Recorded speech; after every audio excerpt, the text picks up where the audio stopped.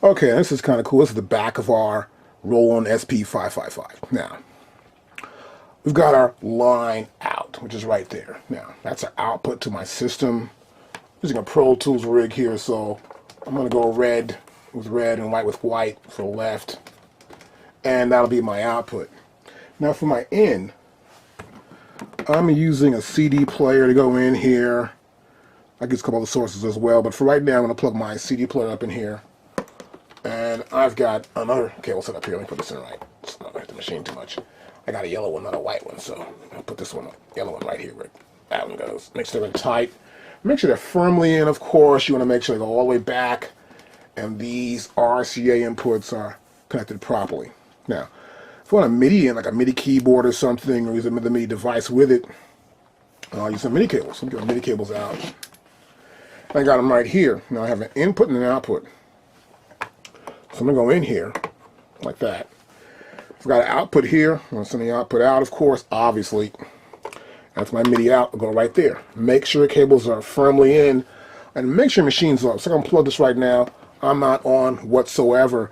You want to make sure connections are into your ROLAND SP555 first, and then once they're all connected, you want to plug your power source in. But before I do that, I got one more connection I think I got here. Here it is. I got a USB cable. So I got a USB cable right here. I'm going to plug this one right in here. Other one goes to my source. Make sure it's firmly in as well. And next, I'm going to plug in my power source. So let me get that out again. And we're ready to go. And we'll hook that up with the system. I always got it right here. So grab the power source, put it right there, make sure that's firmly in. And once we're in properly, we go right here, pop it on, and the machine starts right up. Once it does, we're good to go. Okay, the first thing I want to do here is we're going to talk about the mic input. So let me get a level here and look at this mic input and get an idea of what we're talking about here. There's our mic input right there. Now here we've got this mic input. This is good for a 1/4-inch cable. Let me get one out right now. And for XLR input. Now this is our XLR right here. As you can see, XLR, we've got these 3 little prongs inside there. 1, 2, 3. And they correspond to the 3 little holes you see right there. I'm going to take this and put it like this, directly in. That's connected. Now that connects to my microphone. These are microphone inputs. Move the cable out. And here's the mic right here. So this is the male end here, and the other end goes into my microphone. And this is the female end of that plug. See it right there? I'll take it, and I'll plug it into the mic like that, right there. Close it like this a little bit better. And we're ready to go. Now, I've got this on-off switch. I'll turn it off for now, okay? What I want to do here is dynamic mic. If I want to change my setting here, for example, now it's set to normal. Now, if this microphone was a condenser mic, I would use phantom powering. So I'm going to switch here to DC phantom powering, and this will apply 48 volts extra input to the microphone. This is a dynamic mic, so I don't need to have that on. That's just for normal right now. Now to use this mic with my SP555, I would hit this button right here for mic. And the level for mic is right there. So you gotta make sure you got your level right. You set this on and you're good to go. Now once you got your level set, I normally put the minimum first. I'll select minimum first here. I'll go minimum here on my output. This is the output for my SP555. This is the input for the mic. The mic switch is turned on here. We've got the XLR cable here into my input source. Now, I have an on-off button right here, so I'll turn it on. Testing 1, 2, and we can hear myself right there. See that? So it's on. And that's how we hook up our microphone. I'll turn it off. Now it's important to make sure levels are low before you start to use your microphones or any input into our SP555. So let's keep these levels low. I keep this down also as well. And then when I'm through the mic, I'll turn off right there. And then now I can use this mic right here, which is my internal mic source. This is the internal mic, okay? So we have an external and internal mic as well. Now, there's another way to actually plug into our SP555. I'm going to plug this right now. And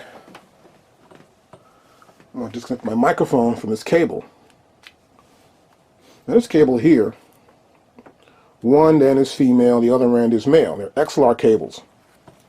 Okay, so that's one cable. Another cable right here that I use also, which you can use. And you'll notice there's two different ends here as well. Now here we have a female XLR and we have a 1/4 inch cable. This is a single, as you can see here, so this is just a mono cable, of course, obviously. And this thing goes with my microphone, which I'll plug in right there. Actually get it plugged in properly. There we go. And the other end can go right in here. So this input source doubles as XLR and also as 1/4 inch. And you'll see a diagram right here for ring tip sleeve and how they correspond between the XLR cable and the 1/4 inch cable. What's ground, cold, and hot connection. Now, got the microphone here. Of course, it's on off again. I'll keep mine off. I'll turn this on. Make sure my overall output volume is low. Then I go to my mic level. Keep that low as well. I'll turn the mic on. Testing 1, 2, 3. Maybe this one works as well. So you can see these are two different ways to hook up a microphone to our SP555. Okay, before we continue, I want to talk more about my input select switch right here. Now, of course, we got direct, which is our direct current, 48 volt phantom powering, of course, in the middle is normal, which I used earlier. Now, before I switch this button, you'll make sure that your mic is off. This button's not lit. We've got the minimum setting here for the mic volume. The volume level for the entire machine, I set to minimum. Just a little bit up so I can hear any kind of noise. You never know. And the reason why we do this is because when we turn the switch here, we want to go from normal to high Z. I want to plug a guitar and a bass guitar. So I want to make sure there's no noise. Now what happens also is that the machine sort of mutes the input while this switches over. So that way we won't damage any circuitry, and also at the same time, it gets a loud pop. Like for example, you put this in here, you're going to get a little loud pop. See? But make sure you have a solid connection as well. So make sure that's in perfectly well. And I got my bass guitar on. Now once that's on, I know it's right. And I can play my bass guitar, which you can see right here. The other end is right there inside the machine. And the other one is here on the bass guitar itself.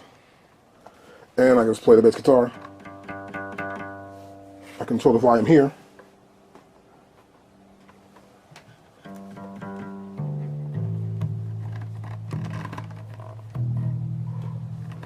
And here's one end here. The other one's there. Now I could turn it off. You don't hear anything at all. And that's how we use a guitar or a bass guitar, and we plug it directly into the SP555, and we get a really good signal. That's important to get a clean, accurate signal from the input source. Alright, next I want to talk about this input here on the front, and that's from my headphone set. I'm going to put my headphone right here. And I got these cool things. I like to use some powered headsets once in a while. Turn this up Bose. It's really great. Great clean sound. I like to have a really cool headset system going on. That's if you want to use a headset, so you want to plug it in right there. And also right here, we've got a space here for a compact flash card. Now it's important to get the one that fits the machine that's going to work properly. I'm using this one here. This is a Q memory card. It's a 2 gigabyte compact flash card. It's always good to use a 2 gig. I take it here. You want to firmly grab your machine and push it in. Okay? Make sure it's in there. Okay, perfectly. So, once that's in there, go back to here. I'll put the cover back on it, like that. And I'm good to go. I can save stuff to here, and I can also use my samples or patterns that I may have on here. And this is really cool for extra memory. I can put banks C, D, E, F, G-H-I-J. Go right in these banks right there. So this one I have a big card, 2 gigs. That covers everything I'll need. Okay, now I want to talk further about the compact flash card. Once it's in, I'm going to take it out. I'll push this button here, and the card comes out. Now, you can only use Type 1 compact flash cards in here. It can be 32 megabytes or up to 2 gigabytes of memory. There's a list in the manual on page 44 of the type of cards that fit the SP555. And I just happen to have these cards, try them out, and they work pretty good. So you get the right card, check it out, see if it works. If you can't find the card, check us out at SalemKings.com. We do sell a lot of these cards. We ended up buying a whole bunch of them because we need them for several different machines. And these are great cards to use, and they can save the memory. And you can also, of course, put USB cable on the back. You can load stuff from your computer onto your compact flash card. Next, I want to talk about something else with our compact flash card. If you turn your SP551, let me turn this one off here, and the card's installed, and you turn it back on, and the card's still in the machine,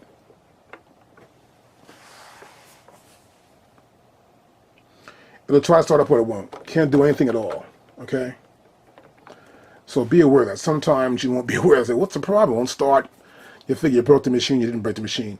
The system is looking at the compact flash card. You don't want that. So I want to make sure the compact flash card is not in there. So what I normally do is I'll take it out. You can see right now, we took it out. And now the machine, here, as you can see, we can't do anything, right? But it's important to keep your compact flash card out the machine before you start it up. So I'll go back here again. I'll turn it off, turn it back on, and now it's going to start up for me the way it should start up, of course, and I'm good to go. So normally you'll see just a 5 there, and see now everything's here ready to go. All the pads are ready, it's all ready to go here. So make sure that there's no compact flash card inside when you start the machine. It makes it much easier for you, you'll have no problems. Now I like to get my level straight first. For example, I can play a little jam right there. This little assembler comes with the default setting for SP555. Now, I've got a CD hooked up to my input. That's my line in, which is right here. Now, this is the level 4. You want to keep the level low, right there and there, minimum. Go a little bit up. You want to hear what's going on. Of course, keep your volume low. Of course, keep that low. Don't want to blow no speakers. And set to go. Now, once I am, I'm going to press this button here, and now my line in, we showed you earlier in the back, it's set to go. Now, line in set to go.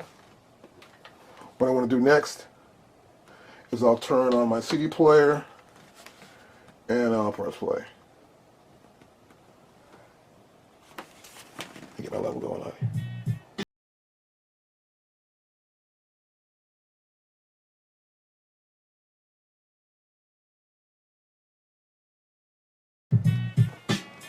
You notice also that the display lights up. Now I'm going to press pause on there, and you see it stop. So the display is lighting up according to the rhythm going in here, obviously. It's a unique way for you to understand that you do have an input source, and let you know sometimes its levels are, wow or not. But the real judge of that is the peak meter right here. Now I'll turn this on again. And this peak meter right here will get real loud if the source is too loud. So be aware that you do not want to have this peak meter lighting up at all. That's important. Okay? And I'll turn the source down. And I can actually turn it back on. It's not playing. It's in, it's out, it's in. Like that, we're totally out. So that's how we can use the input source you saw earlier. Put that cable in the back, that's your input line in, and here's a level for the line in that's coming in the back, minimum to maximum. Just get the right level, press line, get your source going.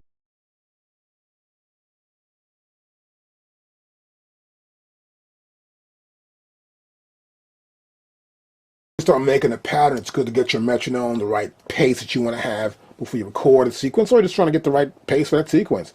So if we press this button down, we get the metronome. Here's the volume for it.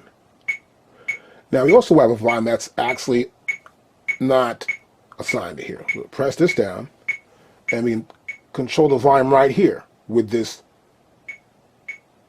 Control 3 button. See that? Just hold down that metronome button, and we turn the Control 3 button up or down, get the right level we want to have, and we're good to go. You don't want to hear it? Press the metronome button again, and we're good. Now here we have our tap tempo button right here. I can just tap it a couple times, and it'll change the tempo. Now I'm going to set a loop up here. There's a loop over here, and I'll hold this loop down. Turn that level down a little bit. Down a little lower.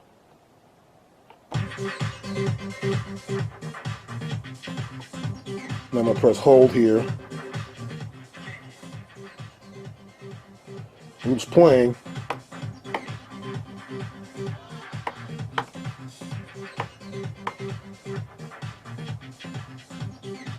So, or I can slow it down somewhat. Nothing happens. See that?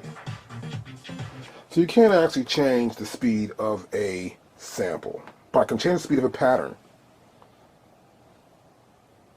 I go here to pattern. I'll set the pattern from the group here.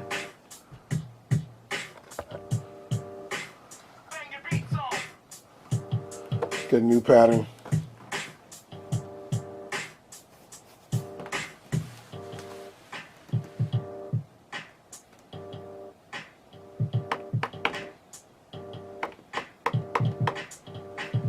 Now it's going real fast.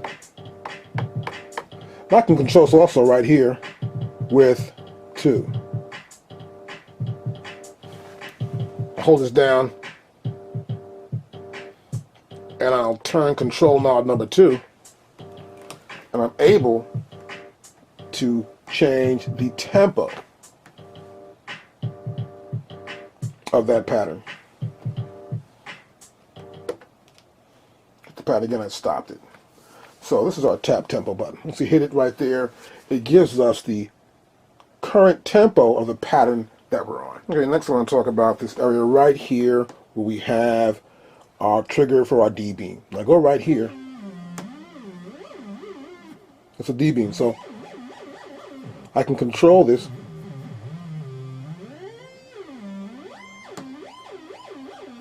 As you can see with my hand going across the top right there. I can also control a filter. I'm going to hit a pattern. Wait, that's a good pattern. Let's go to another pattern right here.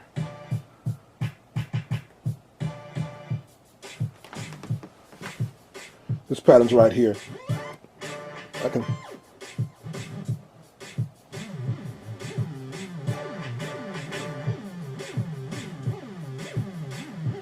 see I'm controlling that synth sound with my hand, with my D-beam.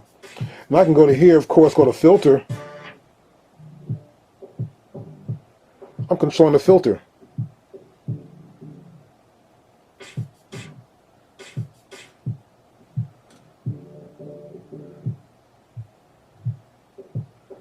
My hand goes up and down.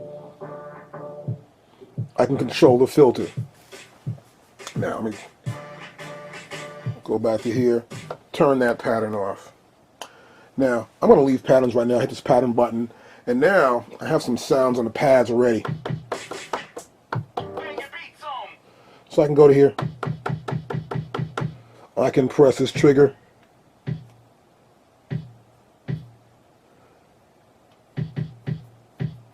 So I can use the D-beam to trigger sounds as well. I can change it. Just hold the trigger down, press the button there, and I can control the sound with my D-beam right here with my hand. That's how we use a D-beam in our SP555. We can use a synth part. We can do this part with the filter.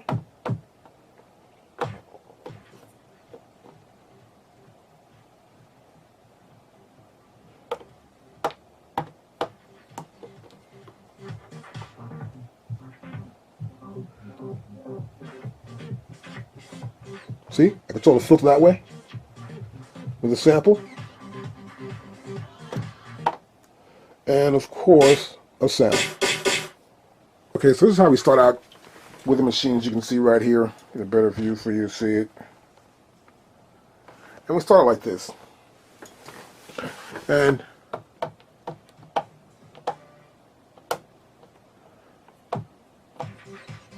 there's some patterns already on here. These are actually samples.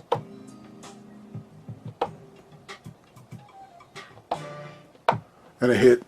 And sounds 1 through 10 are just sample sounds.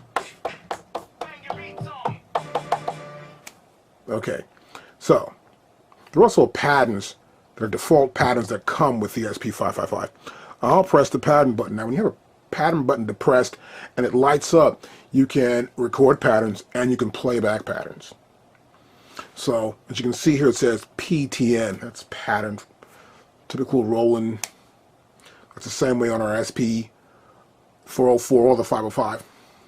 And I can press that pad right there, get my level down a little bit. And I'm playing a sequence. It goes off here, so it says 4, 2, 3, my next pattern now. So you can play patterns one after another. The rest will blink, and the one that's playing will not blink.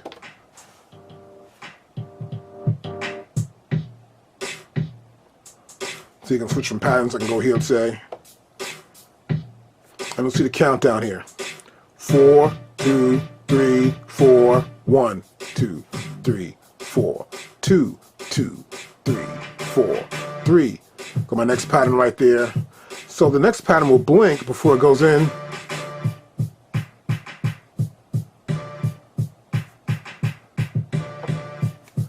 And you can see this is going to remain lit. There's some blinks.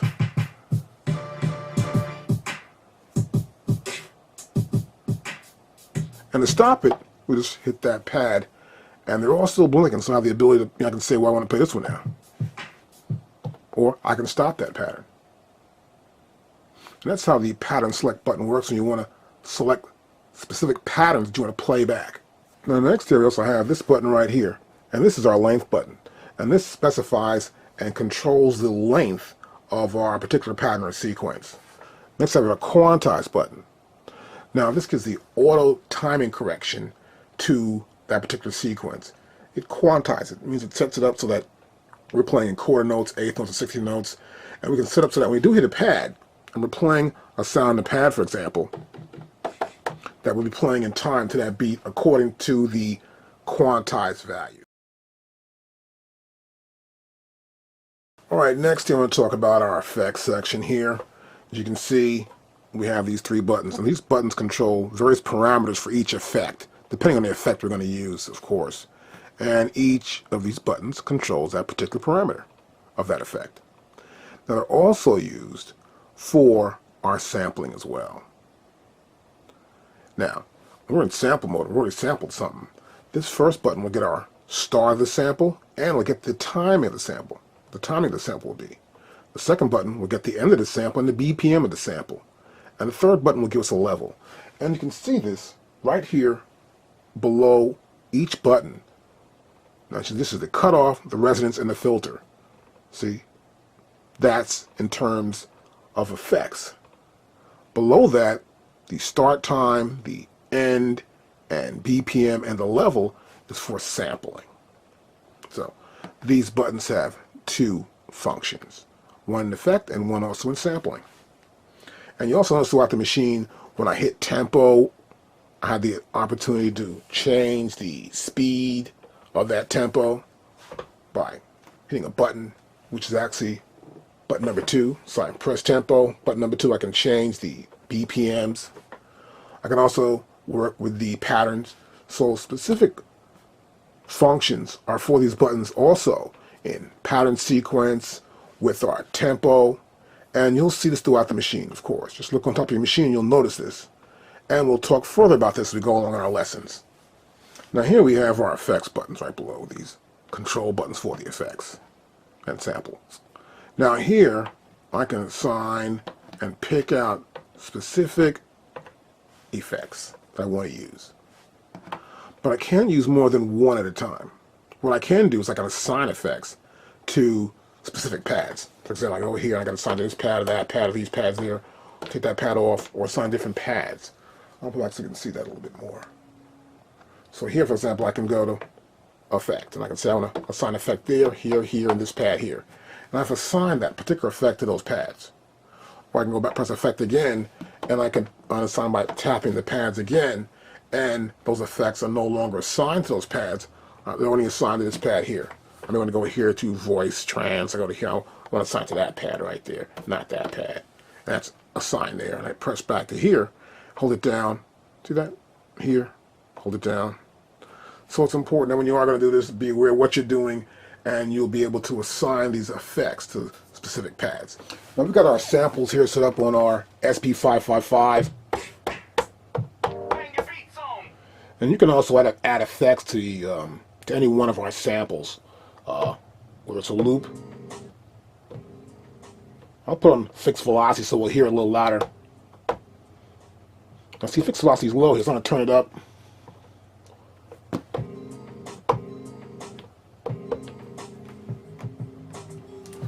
We'll level here. Turn the hold off. Now, I can take this one sample, I can pick any sample I hit. That's the last sample I hit, so that's the current sample in memory to actually access. I can add an effect to that sample. I'll press delay and play it. So we can add a effect to any one of our samples. I can use the voice transformer. I can go back here to super filter, isolator, and the DJ effect looper. Now go back here to delay, and we can change the parameters for any effect. Now here I can change the timing here. This goes between 30-second, repeat, we got a 16, eighth note triplets, quarter note triplets, repeat twice, that many times, I'll press it.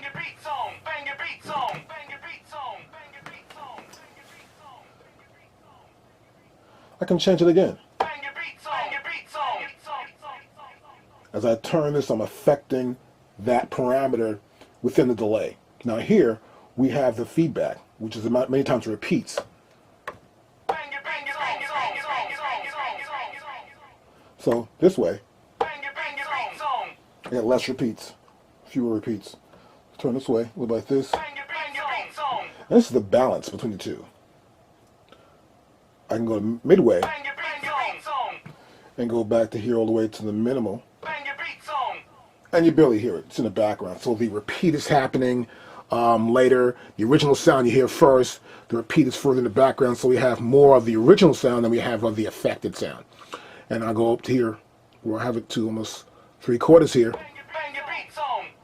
And so you hear the original sound is lower, but the affected sound is louder. So we got a balance between the two sounds.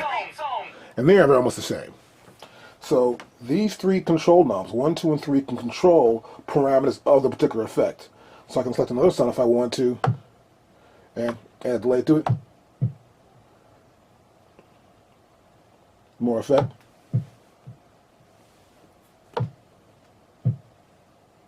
See those later, it's faster.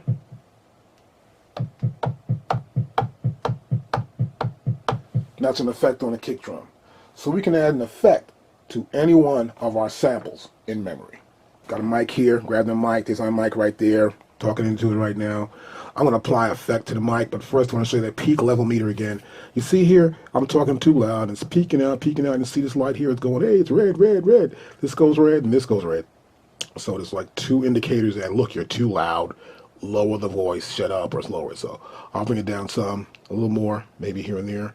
Turn this up a little more here, I can hear the output. So you got to adjust between the mic level and the output level of the SP555. Now, we want to add an effect to this vocal. Now, the reason why we're doing this is because you can do this to a vocal or to input of a guitar or a CD. You can apply effects. And particularly when you're sampling in, you can apply effects as you're going into your SP555. Here's how it works. I'm going to go down, move the camera down a little bit for you to see this. I'm going to go right here. See that? And I want to put this, oh, here it is. That's the delay. The delay. Or I do the voice Hello, how are you doing? Can you hear me? I'm from another planet. Here we go back here. This little phasing. Hello. Of course, I can change the effect here. Get it really high end. A chipmunk sound. And delay. Isolator, isolator. And of course, the DJ effect looper. But back to delay. So we can apply effects to the mic or the line. This works for both. So you put the effect here. This effect is being sent to these two inputs. These two inputs. I hope you got it. And that's how it works. Earlier we showed you how you can actually take a sample and add an effect to it. So you can apply this effect to that particular sample. Earlier I put a delay on. I have it here in this little sample here, which is the vocal sample. So next, if you want to store this, let's say you want to store this in a memory, you know, you like it, it works great with your little song or whatever, or for just purposes of making that sound, have that effect constantly. You can put an effect, of course, on here, let's say. But in this case, it's on there. So I like the effect. So what I normally do is I'll press another button here. I'm going to show you this. Now this button here I'm going to press is right over here. And that's my effect memory. Next, we'll press sampling. Now these pads will blink. And what's happening, we're going to take the effect memory you have, we're going to store it on the sample that I applied it to from 1 to 16 here in bank A. I hit that one there. That's where the sample's at. And I'll press sampling again. And now that's stored there. I'll turn the effect off. It'll always be there no matter what until I remove it from there. So that's how we can store samples, effects on samples, and store that data in here. And it's here in my effect memory. Okay, so I've applied the effect to that particular sample, which is right there, right? So what I'm going to do now, I'm going to turn the machine off. Turn it back on again. Now, as the machine turns on, you'll notice that the effect isn't there anymore. Now, in order to reapply the effect, we'll go back to press effect memory. And we're going to press the pad that has the sample. Now as I press it, you see delay came up over here. So this means it remembers where it's at. I'll turn off the effect memory, and now it's right back where it was at. And that's how we can recall the effect settings that are in effect memory for any particular pad we've applied an effect to. Now sometimes you want to check the effect, make sure the effect is there, and you want to check it. So what we actually do here is we'll press effect memory. We'll hold down remain and we'll hit the pad. And as you can see, this is blinking, so it tells you what effect's on that particular pad. And you can change it or set it up differently. This is just to check to make sure that the effect is there, and you can check which effects are supposed to be somewhere else on your system. I can do this. I can turn it off and I'm back here again. I know that's there. Okay, now sometimes when you're actually using these effects knobs and you're saying, okay, great, I want to change this effect, and you go to another effect, well, you change the position of a knob. And what happens here is that you may want to go back to the next effect and, oh, wow, I moved this knob, so if I move back, where was this knob at before? And that can be kind of confusing when you're trying to mix something here on this SP555. And what they've done, they've applied this new thing they've got here in this SP series where they have a null setting where you can actually make these knobs null void until you actually turn the knob, and it'll tell you where this knob is in relationship to the setting that it was at for that particular effect. Here's how it works. We'll go here and we'll press cancel, and we'll press shift. And that says jump. That says JP. So that says NL there, and that says JP. I want to use NL for the null effect. It says no, okay?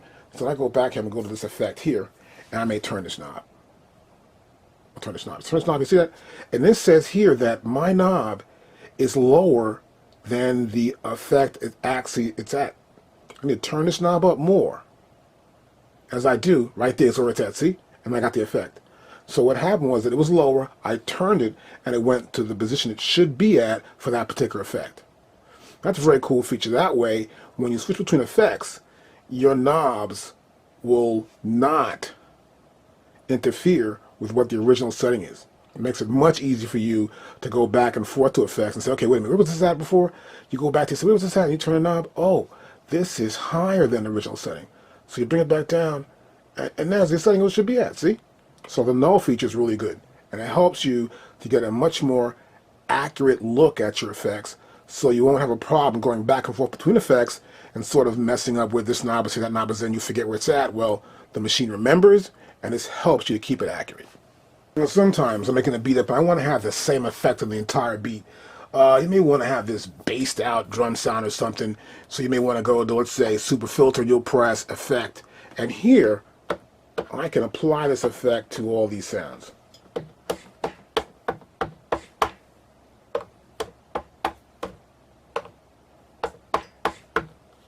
Now here, but I'll go back here and I'll do this again. I can get rid of those effects on those particular sounds. I can go to delay here and I'll press assign.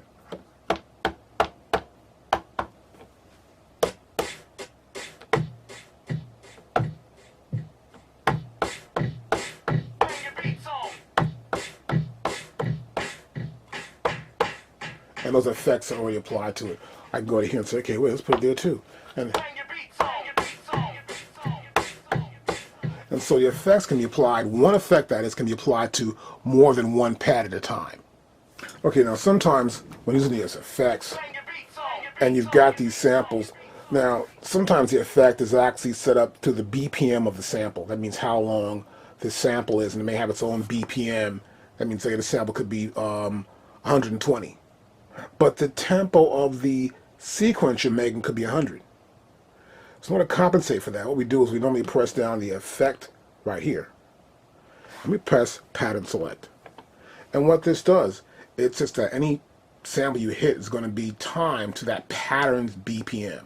So the pattern's 100 BPM, and so that means these effects, some effects require the setting of a BPM in order to react, like a delay or a reverb. It'll be set to that particular pattern's BPM. It makes it much easier when you're playing samples and they are in this pattern mode and you start playing the samples into a song or a sequence. They will fit that particular sequence perfectly because the delay or the reverb will be set to the BPM of that particular pattern. Sometimes I'm using an effect like a reverb or a resonance, and you'll get these weird sounds. It'll be really loud sometimes. You never know why. And what they've added to the SP series is this new thing here where you can cut that out. Now how this works is that we got to hold down cancel and we press this MF effects. And here it says it's on. Let's see, hold down cancel, press MF effects, says on. It says off. That's limit off. That's limit on. Now with the L.ON, that means limits on. That means that these effects go really out, really too far out, it'll bring them back and control them from being too loud. Because sometimes that delay, let's say, can be pretty loud. And if you turn the feedback up, and it gets to be...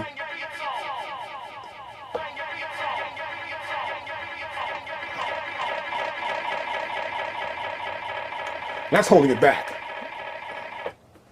So what happens here is that loud limit there, when I press the cancel and I press this, that's it, that's off, that's on. So I want to put that on to keep from getting too loud when using the resonance and the feedback. That's important to do. All right, next I want to talk about here the loop control section. In this first button, we can select the number of measures you want to use to want to capture something, a loop. We can use one measure, or we can use 2 or 4, or we can go to free. Now free specifies that we're going to actually just going to take in 15 seconds worth of samples. Oh, sample time, that's 15 seconds only. Meanwhile, we do one measure, 2 or 4, but the max is only 15 seconds. Now here we have auto start. When you press auto start, that means the minute the SP555 hears the sound, it gets the input in, bam, it starts recording automatically, and according to the length, it'll be according to the measure, or what's it, to free or not. Then we have source. Now here in source, when I press source and split, that means it's going to be external only. So whatever signal's coming in, my mic or my line in, wherever it's coming in, what external source is coming into here, it's only going to record that. Now when it's not lit, it'll record, let's say, a sequence from the pads, and it'll also record the external source at the same time. So I'll be able to combine sounds. Say if I got, let's say, for something I'm using, and you're a DJ and you've got this beat in here and you want to record me some cuts in or something, you can do that from an external source and record to a sequence, and I'll make it into one overall sample. And here's our record. We can re-record and we can overdub on top of it as well. We can say, okay, we recorded it in, and we're going to record over it at the same time. Now we got it in. And of course, we've got our play to play back that particular sample. And of course, we can save it to a pad. And we'll go over this later on. I just want to get you familiar with the buttons. So when we start talking about it, you'll know what they can do, and it'll make it easy for you to understand how to use our loop capture. Okay, next I want to go over this cancel button. This button will cancel stop a pattern. It will cancel any function you're in. So you press that cancel button, it will stop whatever we're doing. So it's important to know in case you want to stop a pattern from playing. So you got a pattern playing somewhere. You want to stop it. And that pattern will end the pattern. I can go to pattern mode, stop the pattern. So, good button to know. The next button we have is our remain button. Now, I can press the remain button, and it'll show me here on display how much sample time is left. Now, currently I have 9.24 seconds left of sampling time. Now, also, let's turn the pattern button off. If I hold down this button, remain, and hit a pad, I can edit the information on that pad. I can edit, say, okay, I want to add an effect to that pad, or edit any other information that pertains to that pad. I can edit that information by holding down the remain button. See? I can edit this pad. I can add an effect to it. All right, next I want to go over these bank buttons. Now here, we've got bank A, and here we've got some patterns. These are samples right there, which you're familiar with. Here's bank B, blank. And these are the internal banks. That is the internal memory that's in our SP555. And banks C, D, E, F, and G, H, I, J are the compact flash card. Now, suppose you put a compact flash card and you'd format it, and once you did, you'd be able to hit that button, and now I could use, that's C, and that's G. I go to here, that's H. Hit again, that's D. So you see, so when it's lit, it's the top. And when it's blinking, it's the lower one. So that's how we can access these 8 different banks here. That's lit, that's E. When it's blinking, that's bank I. When this is lit, that's bank J. When it's blinking, F when it's lit. And these are banks that we store on our compact flash card. Now here, this is an optional thing. This is our V-Link for video. So you can sync up our SP up with video. And you read further in the book. We're not going to do that today or actually deal with this. This is pretty much an optional device. Sometimes when I'm making up effects, I want to store them back to the machine. I may have the perfect reverb or the perfect echo. You know, it's, hey, hello, hello, hello, hello. It goes in great with this sequence. Could be something I want to use on a snare drum or whatever. But it's not a permanent part of the machine. And I want to store it. So I'll go here and I go to effects and I'll store that effect there. So if I get certain controls here, the cutoff and the resonance is good, get the right filter setting or the right delay and delay time, and say, wow, this is great and that stuff, I will store that information here in my effect memory. So I can bring it back up when I want to, whether I want to use a specific reverb for something or a specific delay or a chorus. And we will store those effects right here. Okay, so now I want to talk about the fixed velocity. So here, we've got the sound, of course, and if you hit the pad, I can hit it.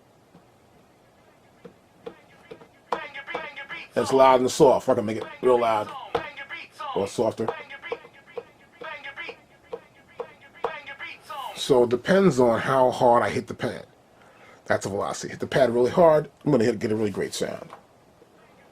So what I'm going to do next is I'm at the velocity right here. Now, fixed velocity means it's going to be a fix. No matter how soft or how hard I hit this pad, I can pound it. It's going to be the same level each time. Now, I control that level. We always want to do that. We can hold the fixed velocity down and we can turn the third control knob here. And now, see, it's going to be the same level no matter what. I hit this off, same thing, right? So, that's how we control our velocity. Turn it off, turn it on, hold it down, turn the control 3. We can get the level you want to have it at. If you want to keep a permanent level for that particular sound, and it'll be that way. Okay, so next one I'm going to do is go over this roll button. See, there's a roll button right here. So it never stays lit, but you can hold it down. And when we do, of course,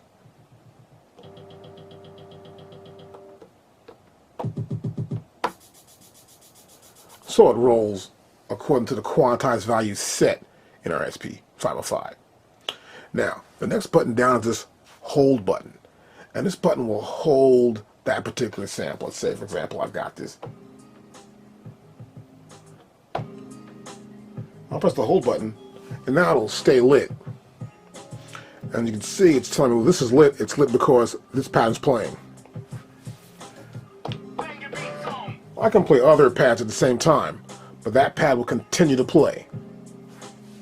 Pull this up, it stops playing. Another thing we can do is we can go here, and instead I press the button here, it's a sub pad. So all I do is just hit this pad here. So in case I want to do something like, instead of using 2 fingers to hit 1 pad, it's a sub pad. So it gives you this same sound here. I want to play in a pattern, I can use both hands.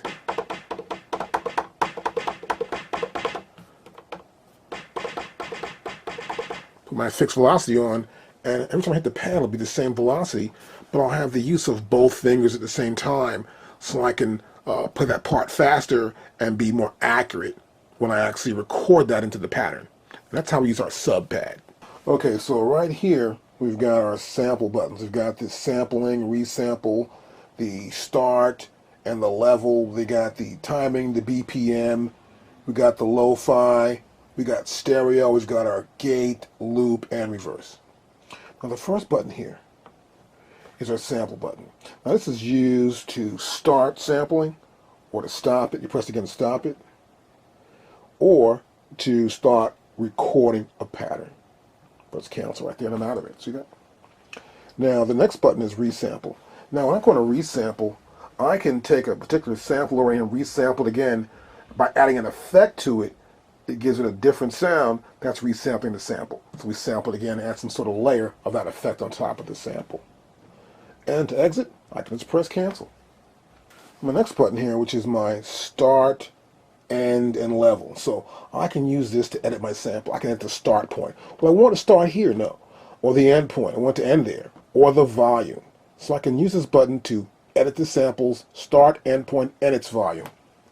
Now sometimes you got a sample and it plays back really fast, like a chipmunk, real chip or real slow, and it drags out real slow. Well, here we can do that. We can change the timing of that sample, or we can change the BPM. What's going to be 100 BPMs per minute or 99 BPMs per minute, and we can change that right there. Once we get that start point and we got the end point, what we need to do here is that we've got this thing here. Okay, we'll mark it. Now what this does allows us to play back just that start and beginning of the sample. So here we can play just the start or the beginning of it. See, hitting this, it gets the exact sample size that we want to use. Okay, next we have here, we've got our lo-fi and stereo. So if I go to sampling here and I press lo-fi, we have a lo-fi sample, a little bit lower filtered sample. So we get more of the lower end of our sample. And here we go to stereo. That means we got a stereo sample. Lift it up, we got a mono sample. So be aware of that when you are sampling. We have 2 of the functions here. This is like gate playback function. Now once you sample something, we're going to use a gate playback function on that particular sample. Then this means that when you hold the pad down, it'll play to the end. And also if you go to triggered, second time you go to triggered, it's lit for triggered, that means the sample will play. You hit it one time, play it to the end all the way. So sometimes you'll play a sample, it'll just play when you hit it. And sometimes you'll play it, and it'll just play and stop. Now, Loop means we can either loop the sample the way it is, or just play it one time and do a one-shot play. And next we have is reverse, which is pretty obvious. We can reverse that sample in this edit mode. Now you'll notice also that if I hit a pad here, it'll tell me that that pad's a stereo sample. It's gate, that means I have to hold down to play it to the end, stop, lift my finger, it won't play anymore, and of course it's loopable. So go here, it'll loop and play all together.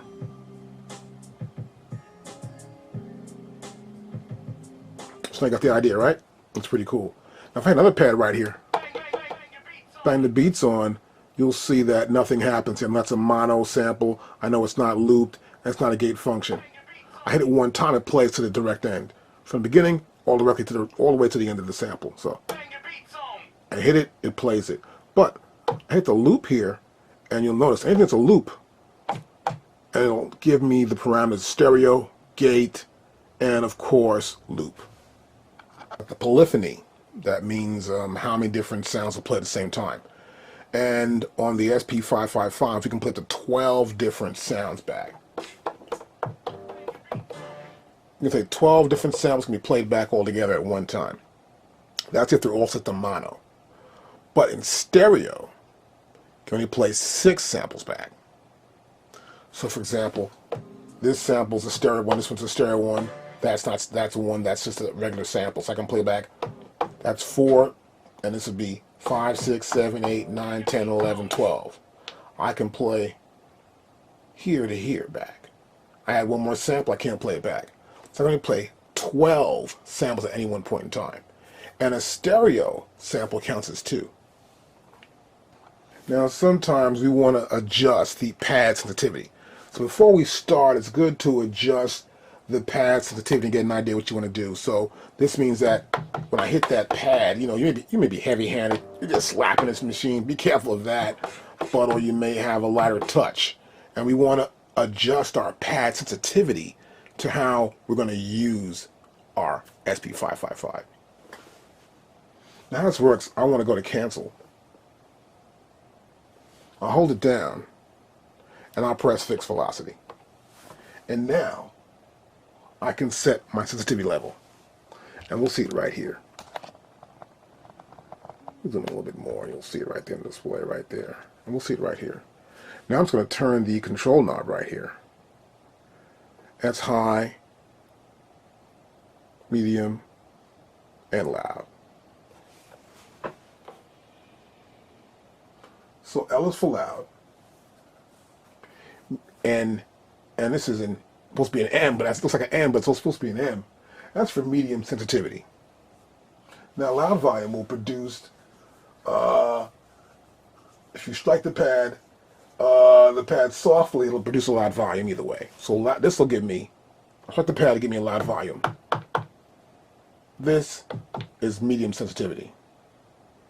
And this is high. There'll be no sound unless the pads are strike strong. So what happens here, if I hit them really hard, then the pads will sound. But if I don't hit them really hard, they're not going to sound at all. So I prefer to use medium myself. That's hard, it's medium, this is light. So you hit it light, the pads will of course sound, so you know that already. And of course it's in your book, but set your system up so it works well for you. So when you're hitting the pad, it works for your, I guess, to your strengths and to your weakness, whether you're going to be a soft hitter or you're going to be pounding that sucker. But be careful. We want to break the machine. We just want to make up a beat or a pattern. And to leave this, we'll just press cancel. We're back to normal again. So that's how we can set up the pad sensitivity levels on our SP555. So we have a roll already. I want to talk more about this roll function. Now we can set the parameter for the roll. First of all, fixed velocity. That's it there. I can press my roll button. I can press this button here. And you see right here, it gives me the timing. So I can press, hold on, roll. I can change that. I can go 16ths. I'm going to turn Control 3.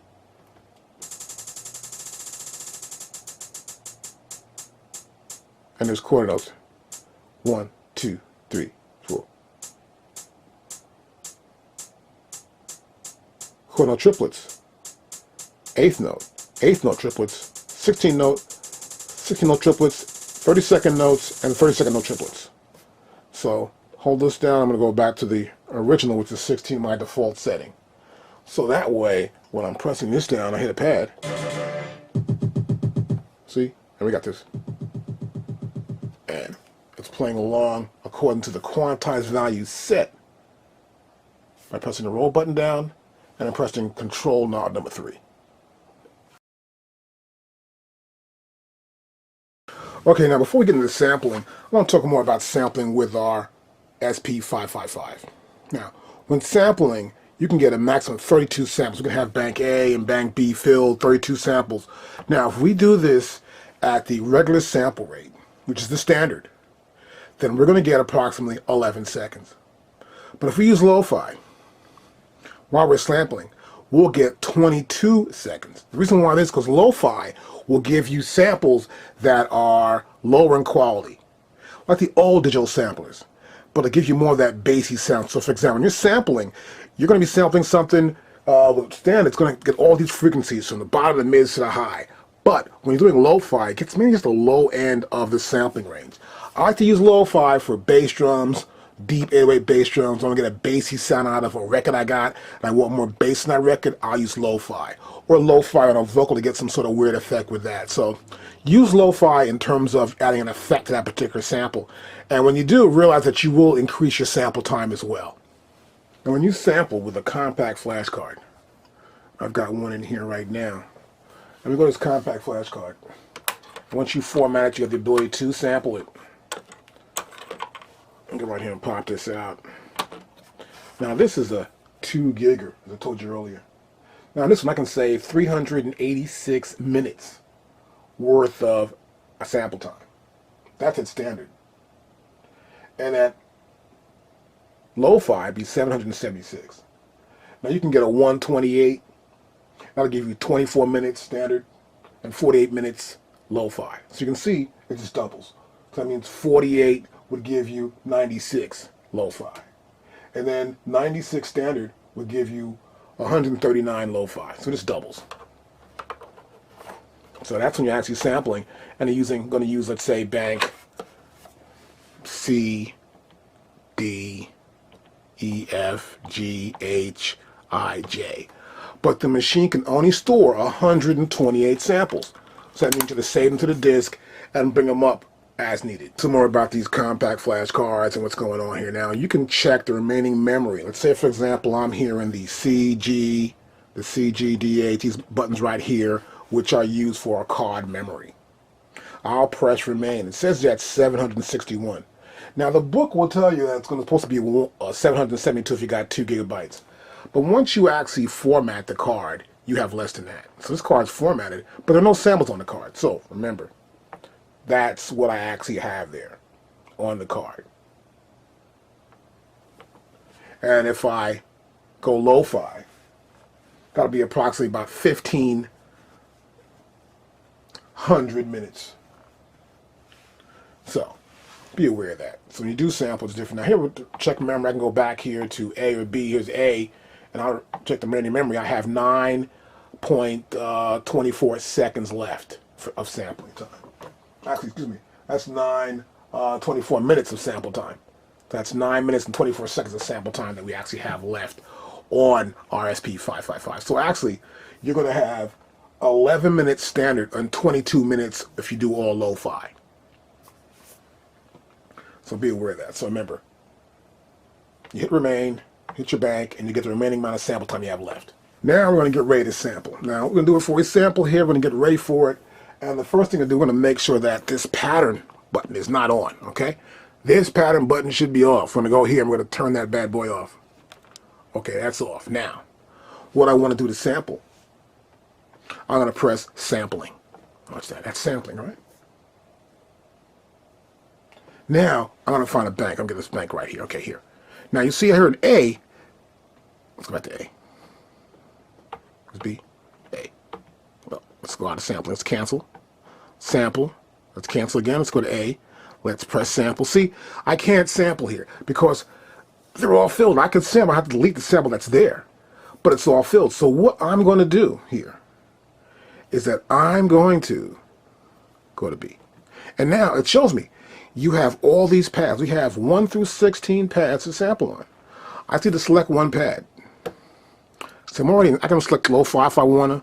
That means we're going to do a lo-fi sample. It's going to be a little bit darker, a little bit deeper, a little darker, not the full high end where you get all these frequencies going on. It's a low frequency sample. Okay? I can also turn it off. And I'm going to have a standard sample. So I'm going to have more sample time. I'm going to use more sample time depending on what I want to use. And now I'm ready to sample. Now I'm ready to sample and get my level up here. I'm going to let the CD play. And I'm going to use this inline piece here. And we'll notice if I go too loud, I get some distortion, this little peak level. I don't have that happening. So I'm going to turn this down somewhat. Make sure I'm just before I get too loud. I don't want too much peaking to go in here. I want to make sure do not get any distortion. I can turn my output level up here. You got to make sure I get an accurate idea. I want to adjust this peak level just before it starts to see up there. I don't want that peaking to go, but maybe you want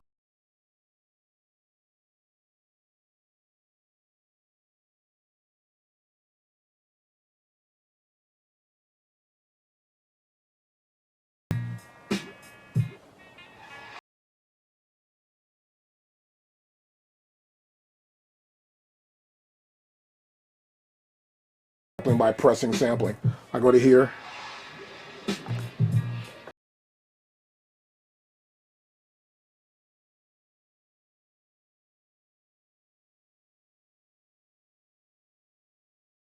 Stop sampling. See that?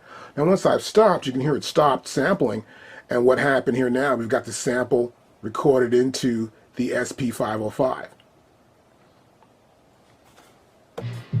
And it appears right here.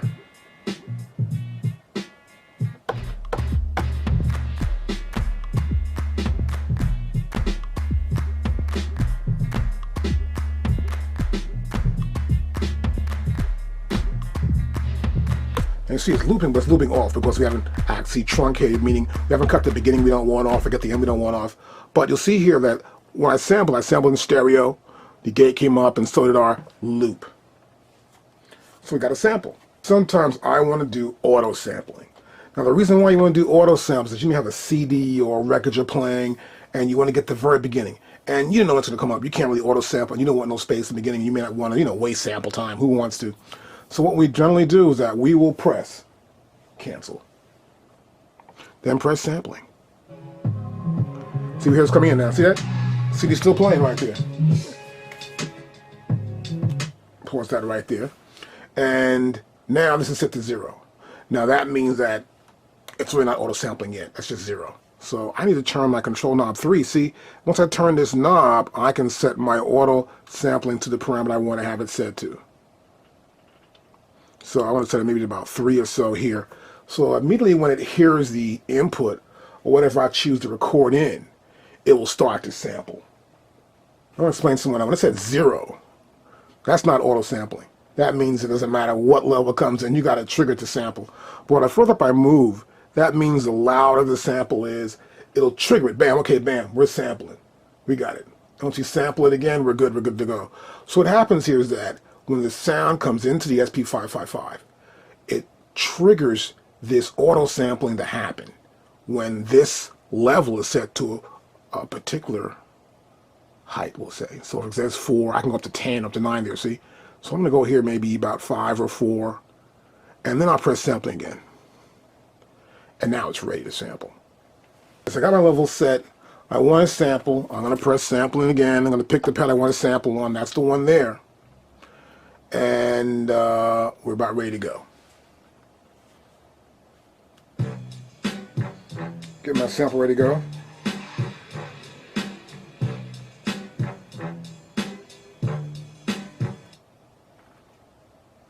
I get it off from the beginning. And now it says ready. See, it says RDY. That means ready. I was going to press play on this CD player, and hopefully it's going to start sampling. See, that started sampling. The minute it heard, it started sampling.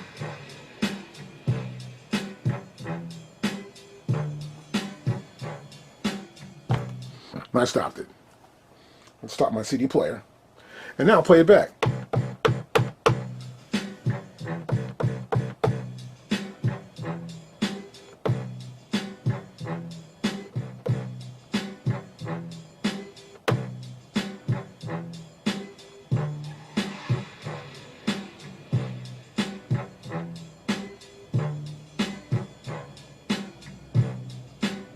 So I sampled it right at the time, see? And we're all set for loop. See this here? We're set for loop.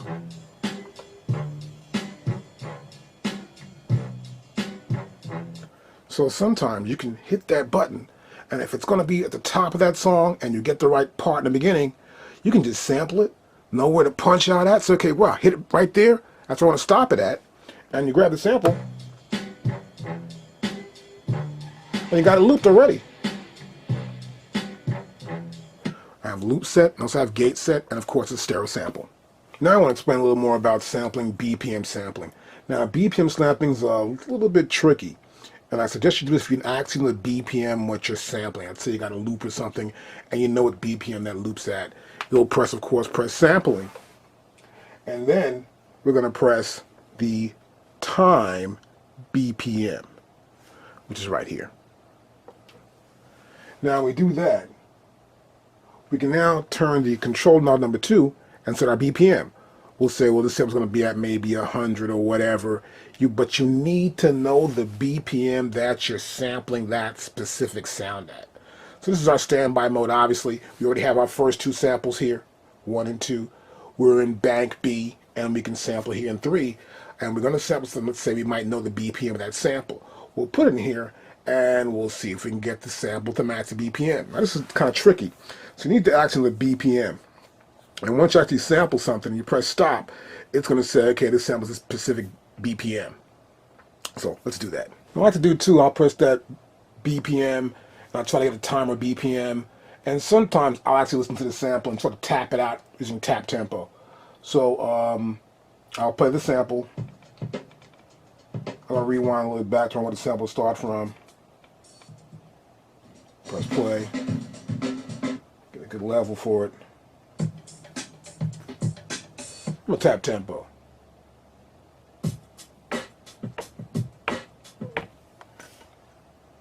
I got a tempo. That's about where I want the tempo to be, I guess. So now I've got my tap tempo done.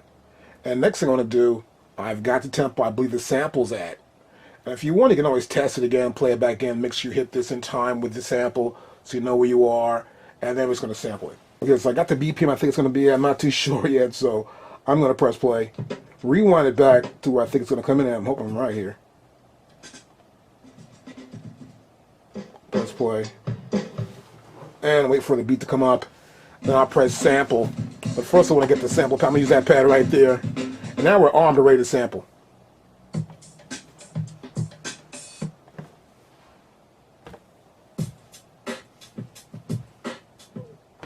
I've got that sample in there now. I've sampled it, and here it is.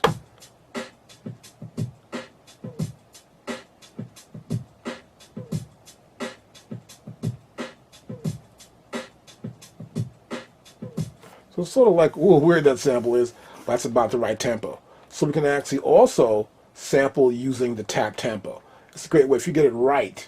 And you can practice it a couple of times, make sure you've got it right. You can actually get the sample in, get the right tempo, and then build around that sample if you're building a track or building a little musical idea around that one sample. And it's a cool way to do it with our SP555. Now I've got several samples I've taken.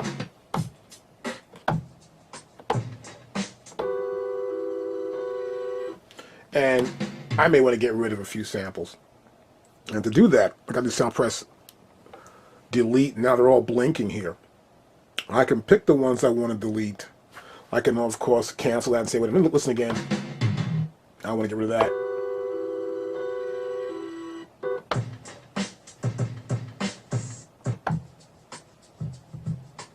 So I'll pick the samples I want to get rid of. I can get rid of more than one sample. I can go to delete. I'll select that one, select that one. And you see they're not blinking. Since they're not blinking, that means that I've pressed delete also. That means I can delete these samples. Now, to delete them, I may want to keep this one. So I press it again, see that? I can keep it. So you can say, wait a minute, am I sure I want to keep it? I'll keep it. See that? And get rid of it. Now I press delete. That sample's gone. And the rest of the ones I want to keep, I can keep. So I can delete 1 or 2 or 3 as many as I want to delete, but make sure that I listen back to them, of course, check them, they will blink, and when I select the ones I want to delete, it will not blink, and I press delete again, and then those samples are removed from my data. Next, I want to do some resampling. I want to pick a sample I want to resample and apply an effect to it. See how that works, of course, as we know already.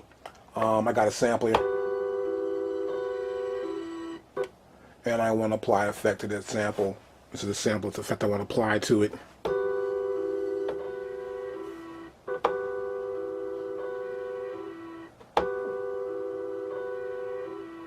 Just want to get that little isolation sample effect on there. Now that effect is on the original sample. Now I'm going to press resample next, which is right here. Now I press resample, you see this L-E-V. It should be a V, not a U. It looks like a V. A U, but it's supposed to be a V. That means level. Now I've got this thing set up. Now what I'm going to do is I'm going to play back the original sample. So here, right? And I'm going to adjust my level here.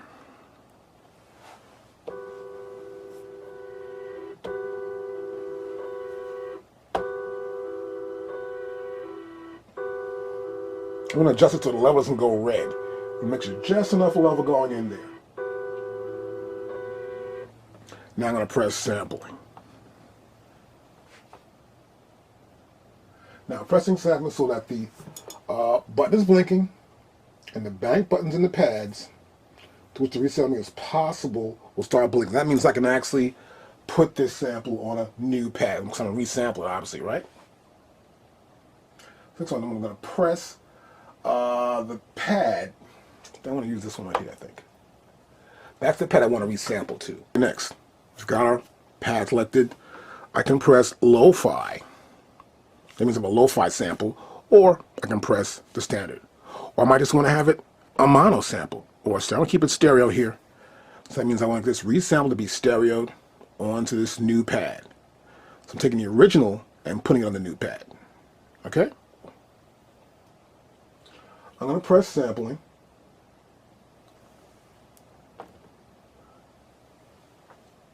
Now I'm going to select the pad I want to sample from. This one right here.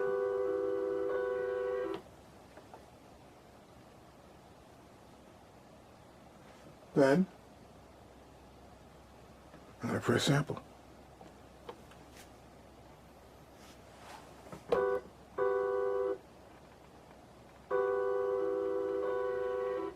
See that? So I pressed a couple times with sampling why I did that.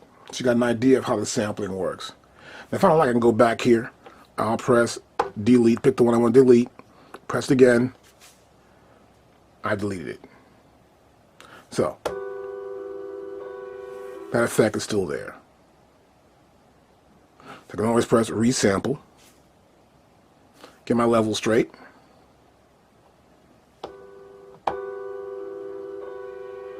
Right?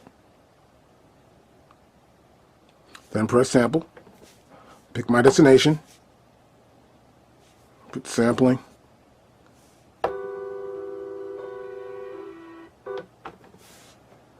got it. That's it. So now I can probably go back to here and remove this. That has the effect. This one doesn't have the effect.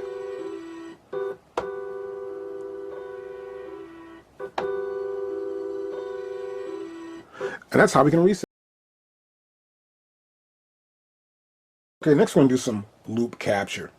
Now here in loop capture we have this save the pad. We also have here, we can set the measure. This is could be 1 measure, 2 measures, or 4 measures, or free. It's free form sampling.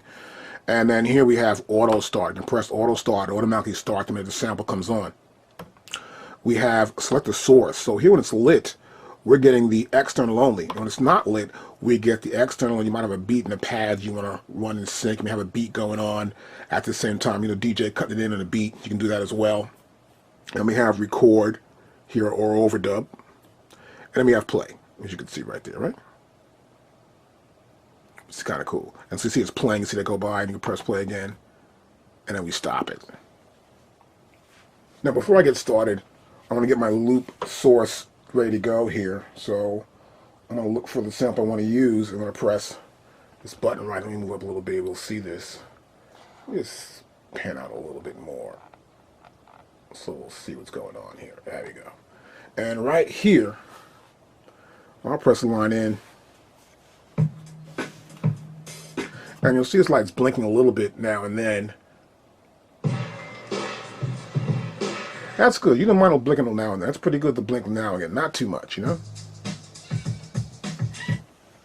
And so what we want to do is we want to get the sound we want to actually loop. So I'm looking for something here on this CD and making sure that the level's not too loud. So it's my line level. Bring it down a little bit. I'm using the mic. I'm just using this line here. Make sure it's right. So see, it's just peaking a little bit. That's good.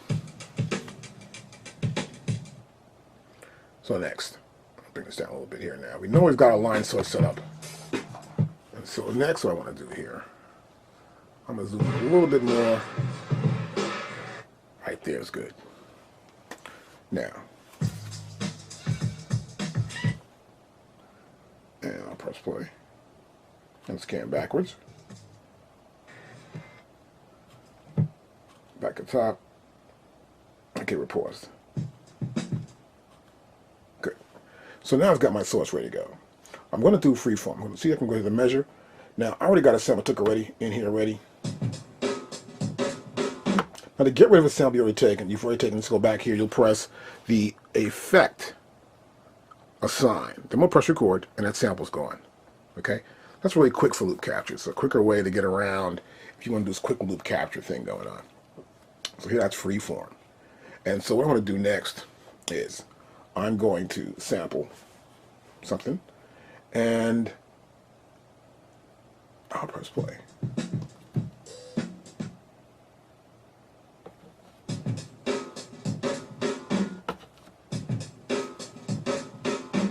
See, so it's trying to loop it. So I've got it. I press this to stop it.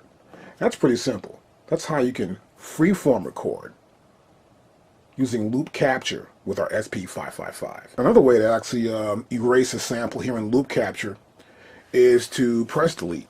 I can press delete here. I already have a sample here. I'll press delete again, and it went out, and it's gone. So that's pretty simple to do. And you just press delete, press the sample, and it'll play. Then press delete again. Sample's gone. You can tell because the pad is unlit here. And I'm ready to sample again. Now once I got my source going again, I'm going to set myself up here for a loop playback. So we're set to free right now currently. So I may just want to do a couple of measurements. Right now let's do free.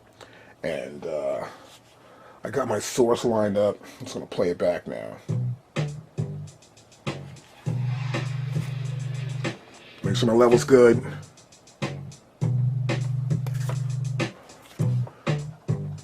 Yeah, make sure my level's real good here. Let's see a little more what's going on here. There we go. That level's pretty good right there. Run it back again to the top.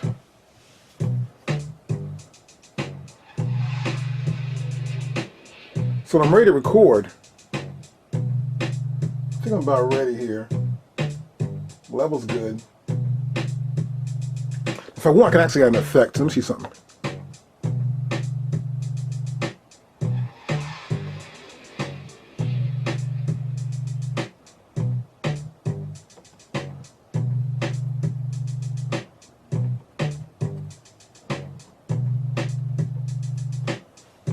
I don't think I want to add any effects to it. It sounds pretty good.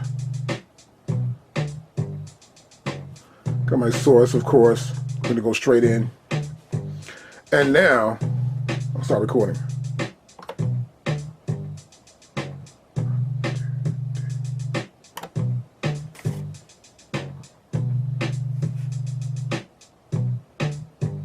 So you can see here, this is playing now. I'll stop it.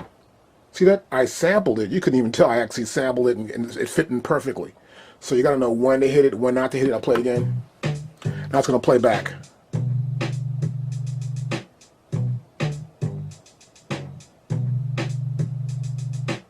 You see the light went out right here. So once I sampled it and clicked it, the light went out. And now I've got the loop. So it's a great way to capture samples. You want to get them in there. You know, put something on top, have a little fun with it, you know. kind of cool.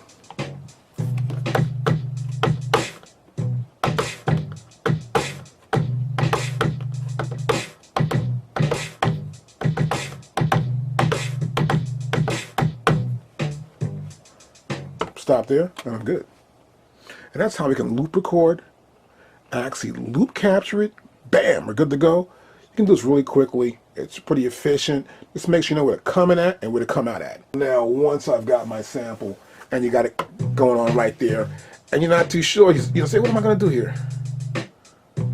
So what I want to do here now is I'll stop this, and I want to probably adjust the level first. I like to always get my samples a certain level and make it easier so I know, hey, this is the right level I want to have it at. And do this. What we'll do here now, we'll go to here in the sample right here, and we're going to press this thing called Stop and Level.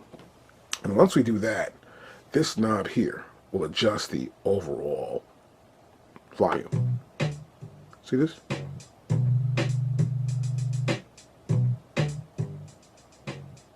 Because you may want to layer samples on top, so when you're doing loop capture, this is going to be your main sample. You have the maximum peak level here.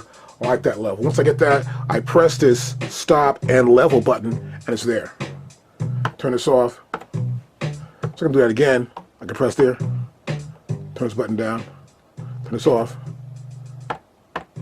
See, level remains the same. Turn this on, play it, press here, level where I wanted at. Go back here to start and level, start and level. Press that, I'm good. Turn it off, got my level. Next, I've got the loop. It's playing back. It's okay, it's cool with me. Now what I want to do here, I can record on top of this.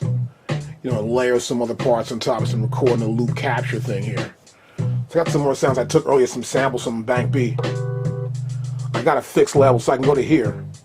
So I got my fixed levels. It showed you before. I'm going to press this fixed level right here, right? And then that's my level. I can bring it down somewhat here. And I press the loop.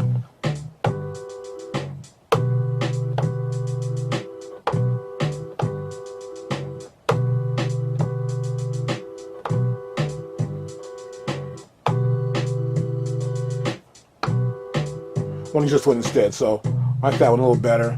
So I'm going to do here is going to level down a little bit. Hold this down.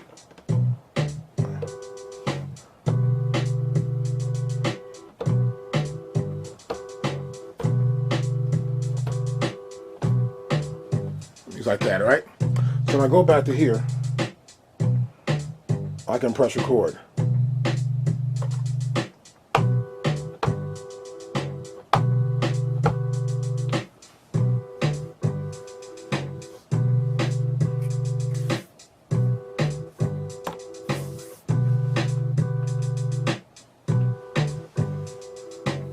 And I can go up to this here, to A. I go back to here.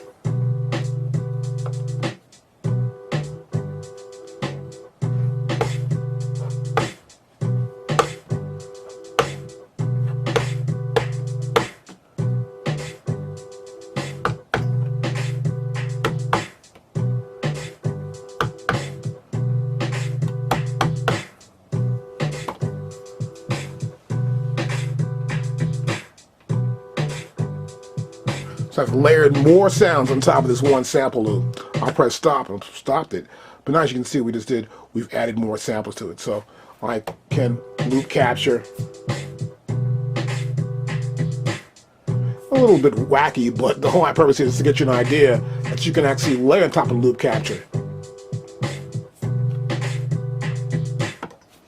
And that's how we can layer sample sounds on top. You can even do that with DJ. You got DJ cuts, put some cuts in, go to your input, your line source. You can bring some more external sources in, as you already can see.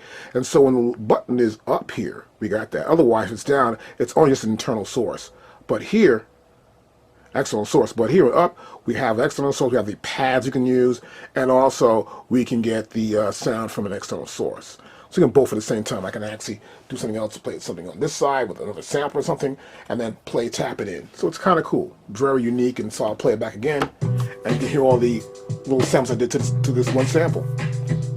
But if I don't like that, I can always get rid of it, and of course, and delete it out. I can press delete here, and press that there. And press delete again, and it's gone. And of course, our sample time is back to where it was before.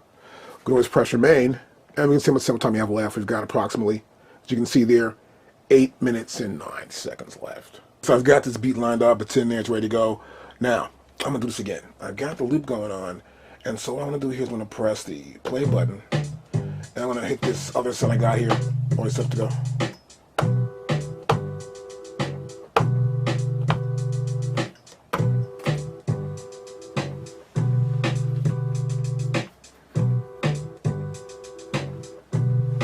So I'm gonna take the velocity off fixed. I'm gonna go back to bank A. All right. Add this little thing here right next, this little clap. Now press record here.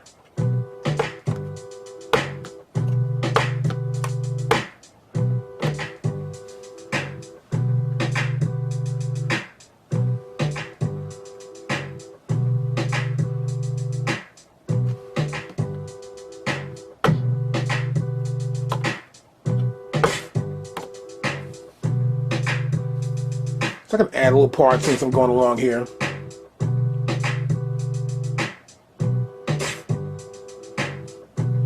I can stop it. Now, after you've got your little loop going on, you got your loop capture happening, and you're finished with it. Let's say you want to keep it.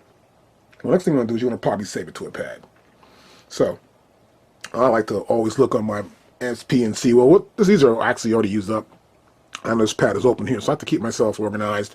And I got my first 16 pads, bank A, 1 to 16 are already filled up. And I've got pads 1, 2, 5, 6, 7 filled, and 8, of course, which is a copy of this pad right there, the resample. So next, I want to save this. So in order to save it, make sure my level's good. So I'm going to press this button right here, and this is called Save to Pad.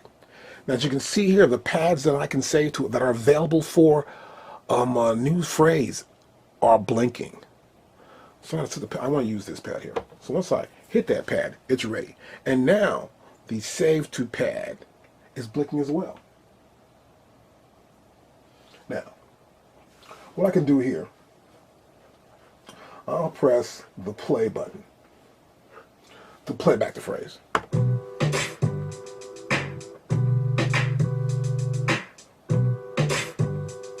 I can turn to adjust my phrase level. So I can adjust that level too. So I record it over to that pad. I want to make sure my level's right, you know?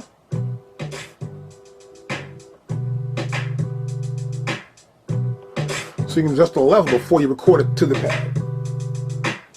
I can set it for lo-fi. See how I just changed the lo-fi? I can make it mono to the stereo. That's good.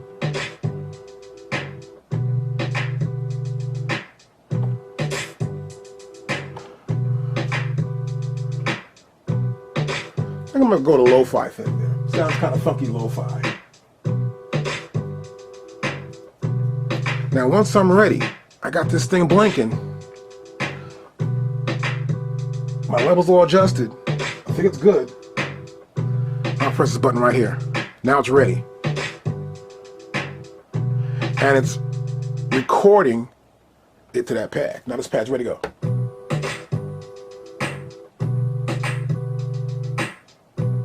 Sounds a little weird, right? So that sometimes happens with your SP555. That lo-fi took it out a little bit. Now if I don't like that, I can press delete. Pick the pad, press delete, and that sound's going down. This is still here though.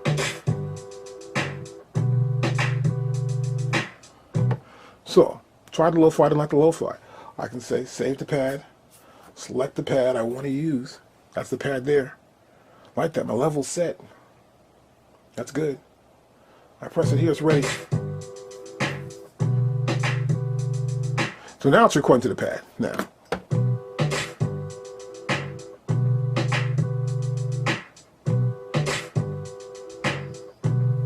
And I've recorded that sample right to the pad. I tested the lo-fi, gave me some sort of resonant sound, didn't like it all. So I went to the actual standard sampling level and the sampling parameters, and now give me a much more clear, a little more accurate sound, I can keep it. And that's how we can take the loop capture. We can add some other samples to it, a little rhythm out of it, and then take it and save it to a selected pad. Next thing I'm going to do is probably adjust these volumes on the other samples I have here. Look at this one right here. So I'm going to go here, I'll press the start and level.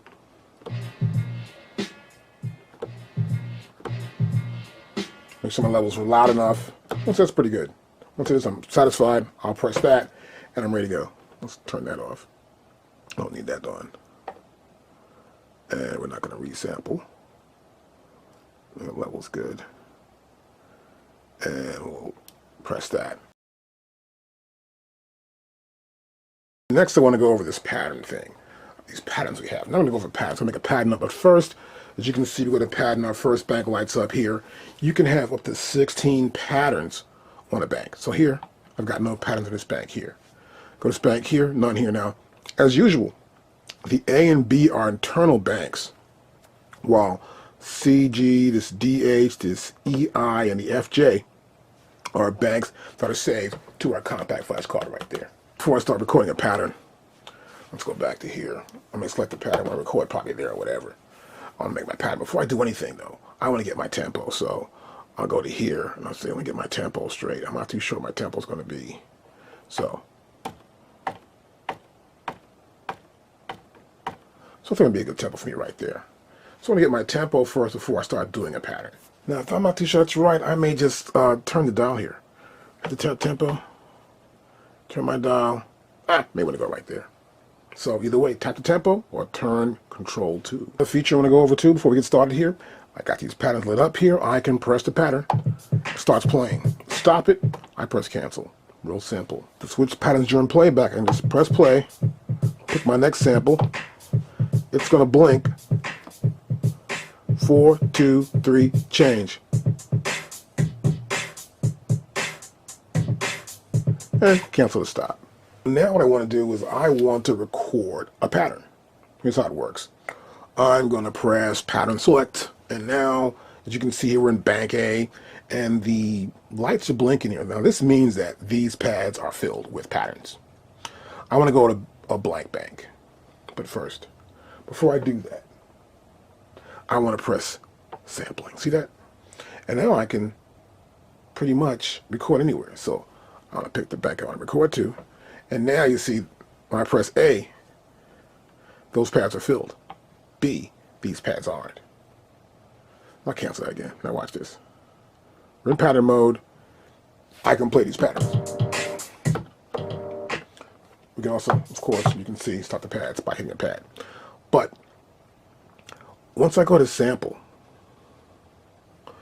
that becomes pattern record because I am in the pattern select and sampling. You see below here it says pattern record, pattern REC. And now it's showing me these patterns are filled. I'll go to A, the B rather, these patterns are blank. And I can select the pad, and now the metronome sounds off. See that? And once that sounds off, I'm about ready to record. I can turn it off first before I get started and get an idea what I'm doing. Or you can, of course, you can adjust it with your knob here later on if you want to do that. Of course, you press this down.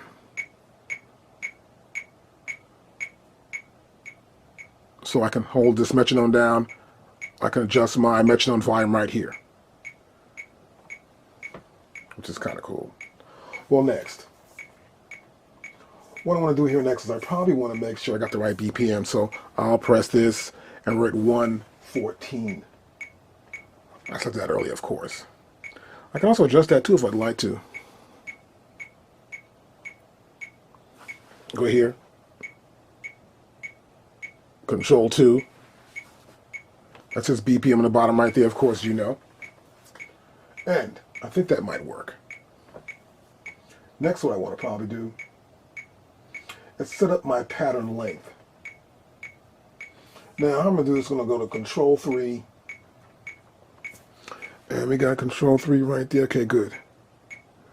And we'll set up our pattern length next.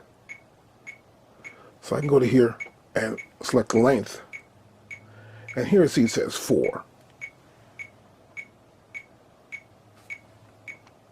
Let me turn this off. There we go. Now I got an idea. Now my length, of course, it's 4, as you can see right there.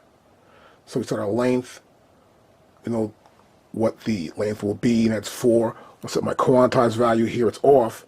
So I want my quantized value to be about maybe 16th note, quarter notes. That's pretty good for me. So we set our quantized value.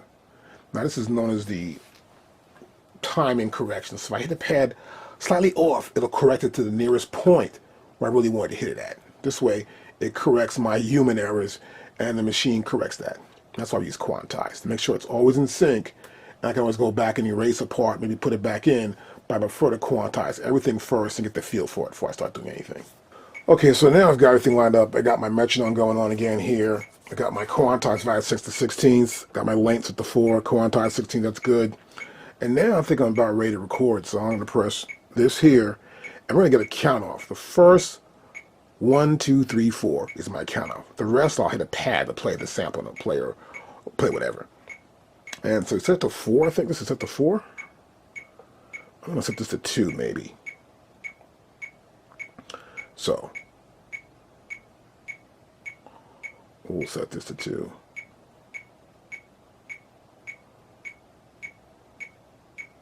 Two bars is good enough for me. Then I'll press this.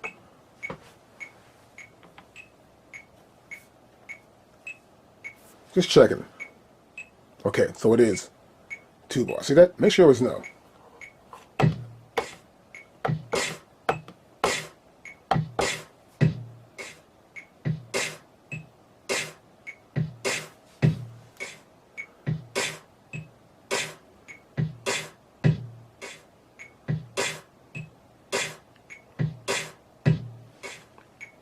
And that's how we can record a pattern in there. That's pretty cool, right? Now I'll press stop.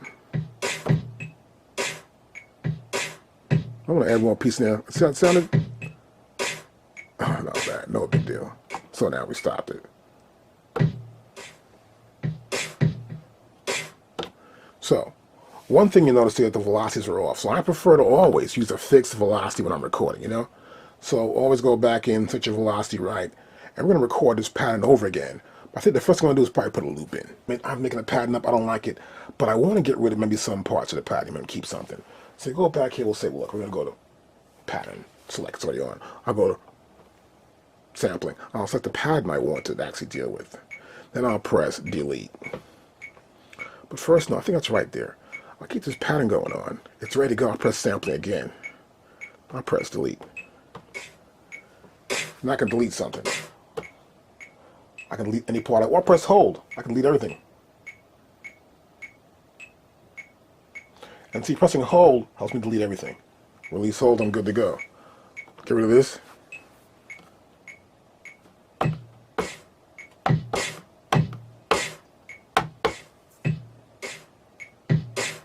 Or I can erase it, press delete, and erase everything. See that?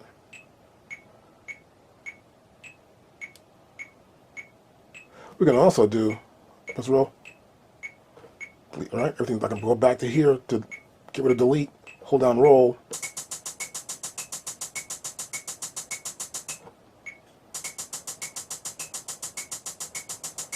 I'm gonna delete it too, go back to delete. So we can use roll, set the quantized value for the roll, and we can get that to give it the flavor. I can press this, I can press roll. As a matter of fact, what I'm going to probably do is use this one here.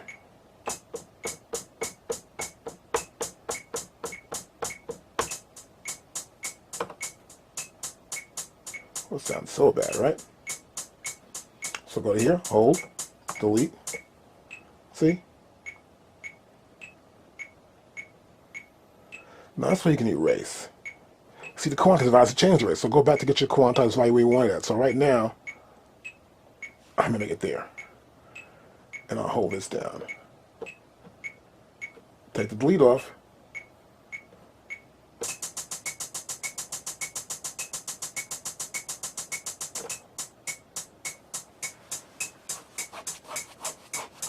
You see what happened? The roll is doing a roll, but my quantized value was set for eighth notes. So no matter what that roll was doing, didn't make a difference because the quantized value auto-corrected. Say it's eighth notes, we're doing eighth notes.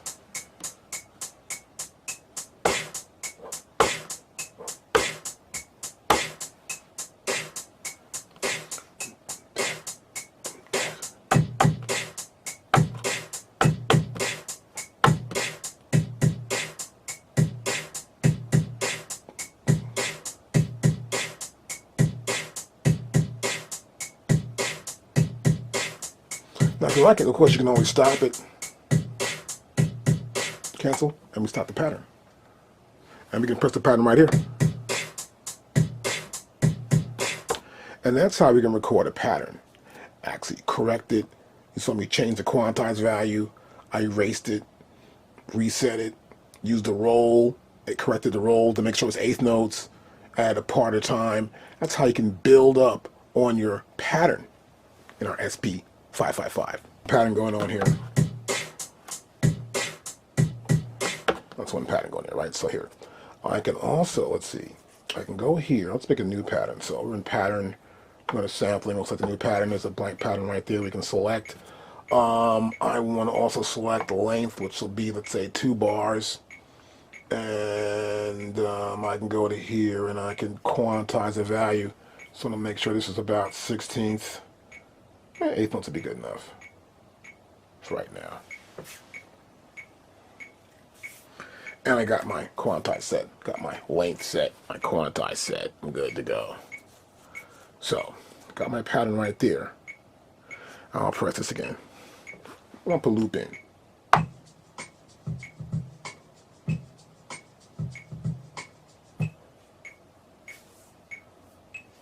See what happens here.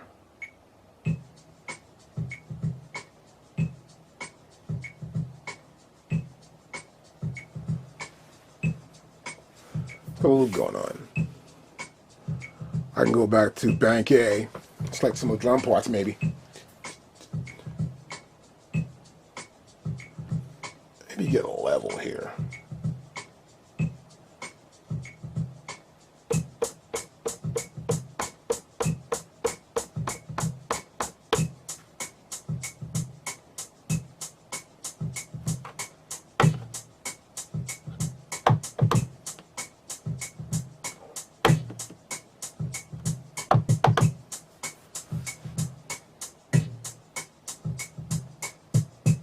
See, so you see the quantized value here? So I have wrong quantized value, right? So I can go to here, delete, and I can pick the sign I want to delete. I want to delete this one here. And this one too.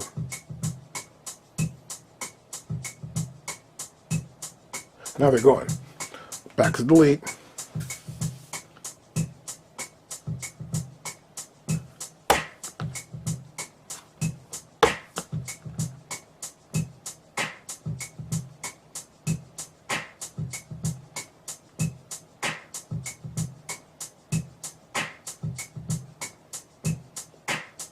Now, I may want to adjust the levels. Let me go to here.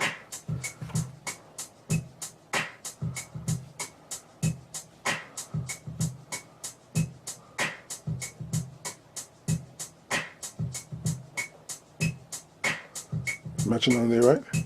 I think I might matching the level down a little more. Good.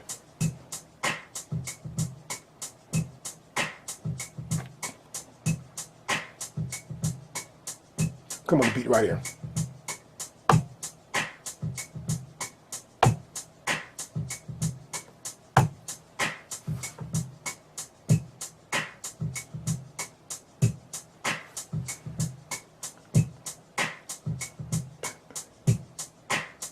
Before I erase, go delete here.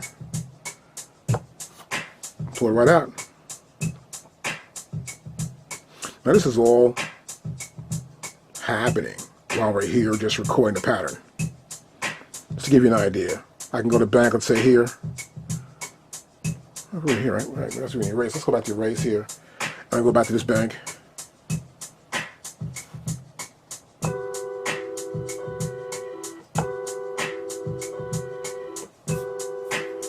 I don't want that sample. Go delete. Get rid of it.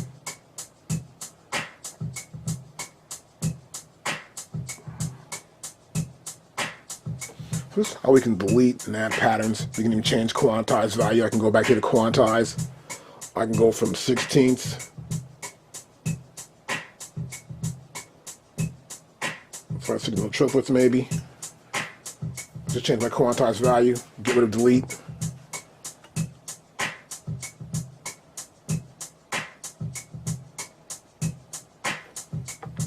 So we got sounds I can choose.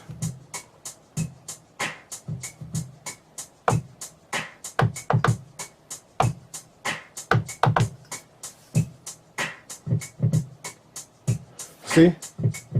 It's off. So I can go back to here. I can delete it.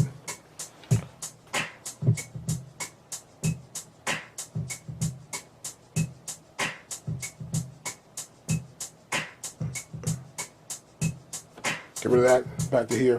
My quantize value. Go to here to quantize again. Go to 16 notes. Ready to record again.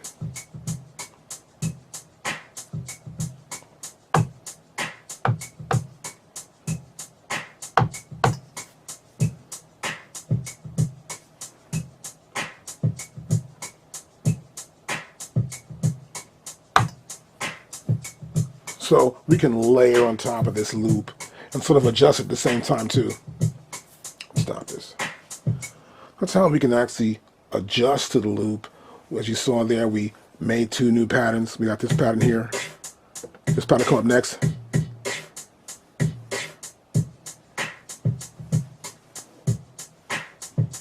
Cancel. That's how we can make patterns combining our samples, and we can loop them within the pattern select. We want to record. We can change the quantize value, but we can't change the length. Once you get the length into your pattern, you can't. So you made your beats up, you got something saved you want to keep, let's say for example, and you got your patterns going on here. So I'm gonna check my stuff first. And so we don't want to do that, so go back, that's good. We can get out of here, we can check what samples are saved here.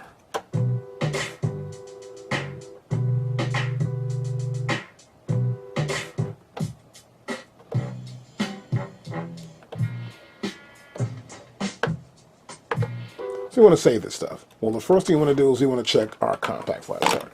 Now it's important to make sure you've got your compact flash card in there.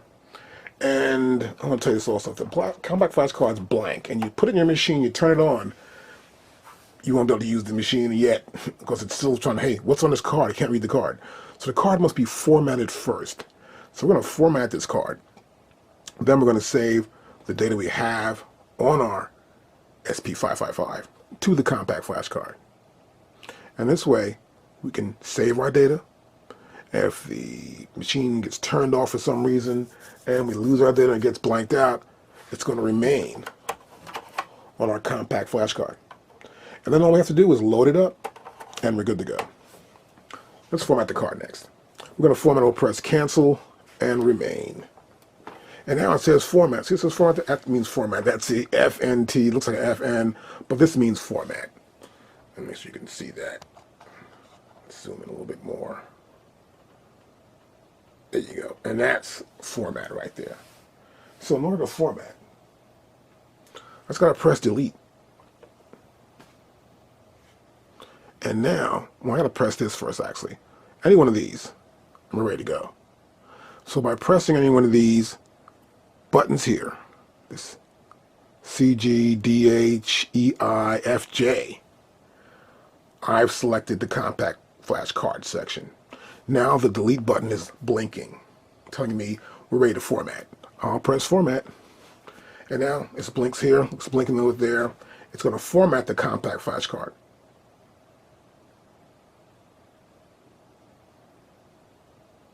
And it's done. Now once it's done, we're ready to save and store this data on our compact flash card. Got my compact flash card in, and the next thing I want to do here is I want to save the data. So first I'm going to press cancel. But first let me see here. I want to press cancel and select the bank. So I pressed my C bank. So either one of these here, I just pressed that, doesn't make a difference. I can save up to 16 sets of memory here. So I can save 1 to 16. And obviously this card's empty, so I can only have like 1. So I want to use 1. can save that. Of course, everything else is empty. I'll start with 1. Now, once I've selected that, now I can save all my data. I'll press sampling. And I can see it's blinking right there. Well, now it's going to save the data. And it's saving the data to that 1 spot. And once it starts blinking, we're in there.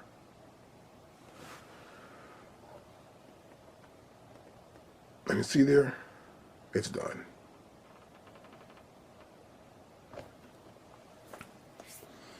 Now let me go back out and do it again for you, so you can see a little bit better here. So I can go back here, I can go to, let's say, there, and see data's right there, see that? So I can't save there. So I'm gonna go to here. I press that, I can save there. I press sampling again, and now we're saving to this one, to pad 2. Now I can do 16 different sets of saves. I can do 1 through 16. And when this is done, I've already saved to 1 and 2. Now we'll know it's done when this stops blinking, and see it's done. So we've got the data already saved to the compact flash card.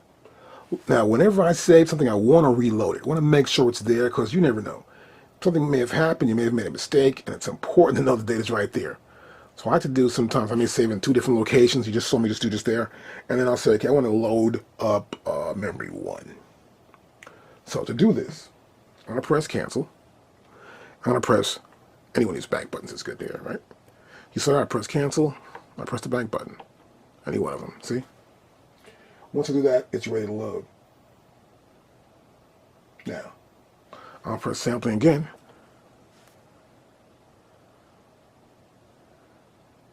It's ready to load up. Now I press the pad bank.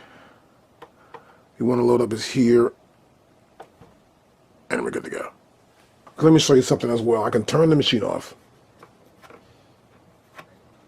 Go here, turn it off. Now I've turned it off. Now, I didn't erase anything. So I'm going to turn it back on. And now it's going to load up. Animation happens there. It's loaded.